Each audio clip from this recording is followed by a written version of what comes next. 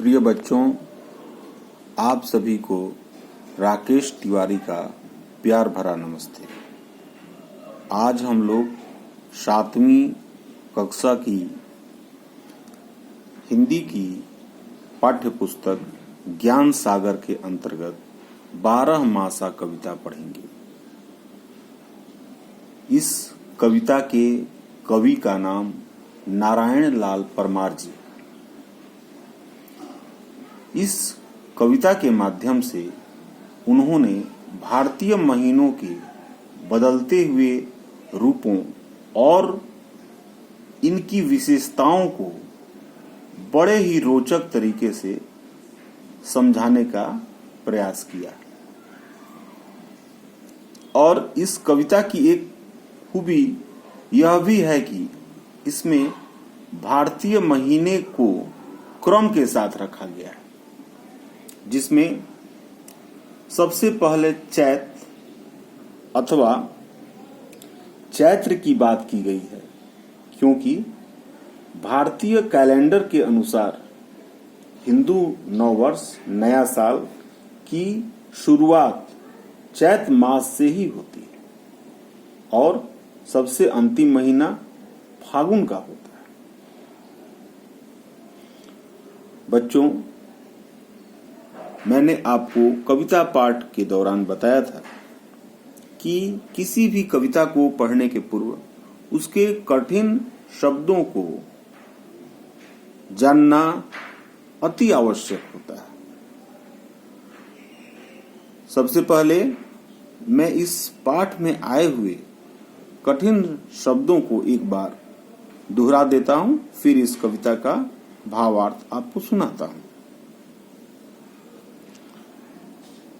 अनूप, निराला, अति सुंदर, मदरसा एक संस्थान जहां एक धर्म विशेष की शिक्षा दी जाती है। मयंक, मयंक का अर्थ चंद्रमा। क्वार, आश्विन का महीना। फबना का अर्थ जंचना होता है। अगहन, मार्गशीर्ष मास। सरीखा, जैसा, तरह, अटारियां, छतें। अब हम लोग इस कविता की शुरुआत करेंगे। चैत महीने का प्यारा सुंदर रूप अनूप है, गरम हवा चलने लगती खटमिठी सी धूप है। चैत महीने का प्यारा सुंदर रूप मन को बहुत ही अच्छा लगता है। इस समय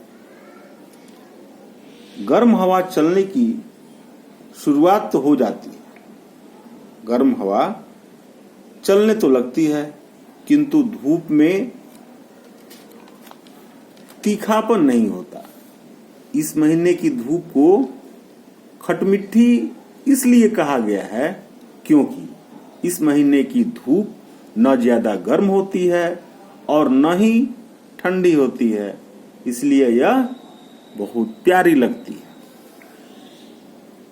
आते ही बैसाख के छुट्टी हुई मदरसों की, लगा गूंजने घर आंगन किलकारी से बच्चों की।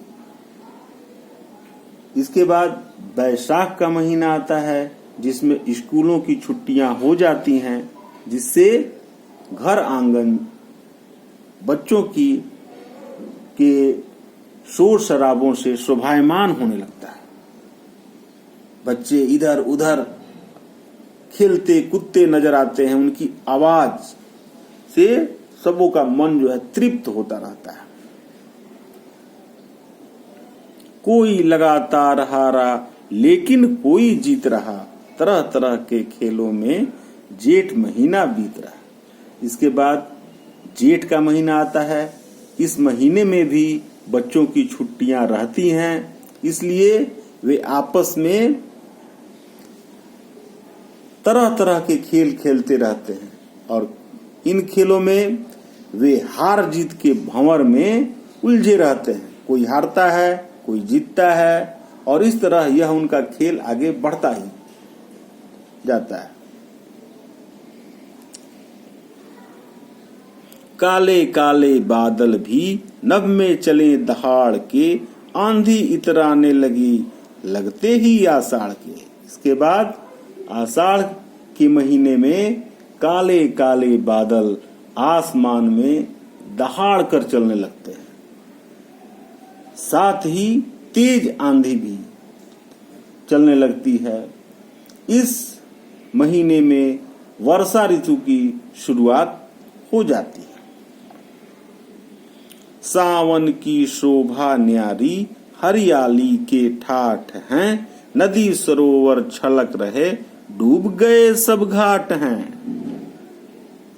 इसके बाद सावन का महीना आता है जिसमें चारों तरफ हरियाली ही हरियाली छा जाती है। सभी नदी सरोवर भर जाते हैं और उनके किनारों पर के घाट भी डूब जाते हैं।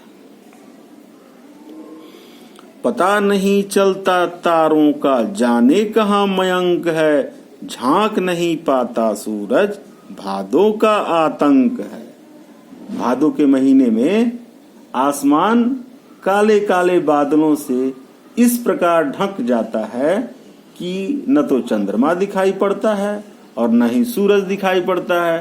ऐसा लगता है कि भादों के आतंक के कारण ये कहीं छिप गए हैं। भैया क्वार महीने में निर्मल होती जलधारा, मौसम कर देता सारी हंसी खुशी का बंटवारा। इसके बाद क्वार का महीना आता है। इस महीने में जलधारा निर्मल हो जाती है, साथ ही जलाशयों का जल स्वच्छ हो जाता है। इस महीने में मौसम खुशनुमा हो जाता है। ऐसा लगता है कि इस महीना में मौसम सारी खुशियों का बंटवारा हंसी खुशी से कर देता है। कार्तिक में जाड़ा आता, सात पटाखे फुलझड़ियां फबती उस सबके चेहरों पर मुस्कानों की मधुलड़ियां। इसके बाद कार्तिक का महीना आता है जिसमें जाड़े की शुरुआत हो जाती है। इसी महीने में दीपावली का त्योहार मनाया जाता है जिसमें बच्चे पटाखे व फुलझड़ियां छोड़ते हैं। इस महीने में वे खुशियों से भरे रहते हैं। उनके चेहरों पर हर वक्त प्रसन्नता छाई रहती है। उन्हें देखकर ऐसा लगता है कि मानो खुशियों की लड़ी लग गई हो। अगहन नाच नचा देता, बर्फ सरीखा है पानी, चलो नहा लो माँ कहती, नहीं चलेगी मनमानी। अगला महीना अगहन का होता है जिसमें ठंड बढ़ जाती है। इस महीने में पानी बर्फ के समान ठंडा हो जाता है, जिसके कारण इस महीने में बच्चे नहाने से आनाकानी करने लगते हैं, इधर उधर छुपने लगते हैं, लेकिन उनकी माँ उनकी मनमानी नहीं चलने देती हैं। उड़ी पतंगे पौष में, बाजी लगती जोर से, गली मोहल्ले अटारियां भर जाते सब शोर से।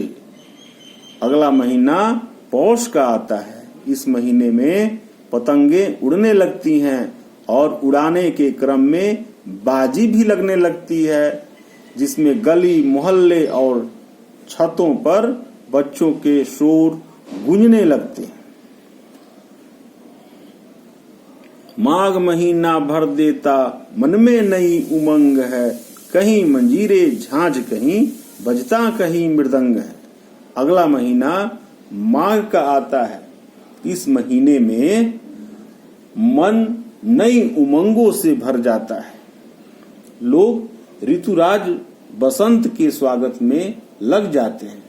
इस महीने में फसल भी कटने वाली होती है। अपनी खुशी को व्यक्त करने के लिए लोग कहीं ढोलक तो कहीं झांझ तो कहीं मंजीरे बजाने लगते हैं।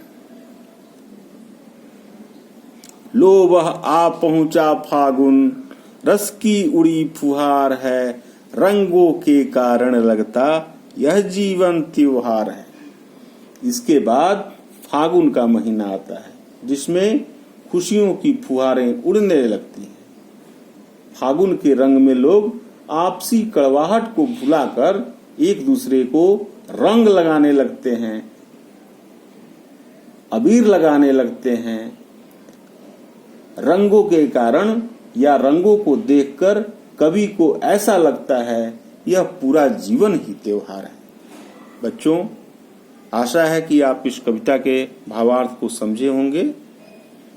यदि कहीं कुछ समझने में आपको कमी हो रही हो तो आप इसको पूछ सकते हैं। धन्यवाद। आपका दिन शुभ हो।